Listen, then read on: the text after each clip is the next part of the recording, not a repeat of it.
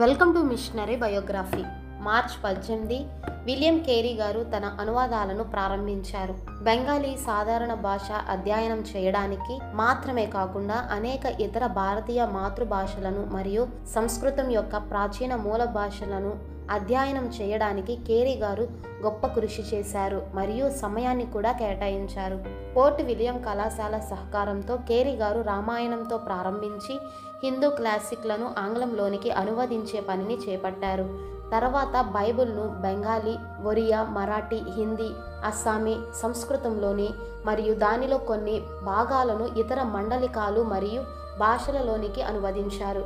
కొన్ని సంవత్సరాలు కేరీ గారు కళాశాలలోని బెంగాలీ, సంస్కృతం మరియు మరాఠీ ప్రొఫెసర్గా పనిచేశారు. 1805లో మరాఠీ వ్యాకరణంపై మొదటి పుస్తకాన్ని ప్రచురించారు. ఈ ఇన్ఫర్మేషన్ కనుక మీకు వర్త్ అనిపిస్తే లైక్ చేసి సబ్స్క్రైబ్ చేసి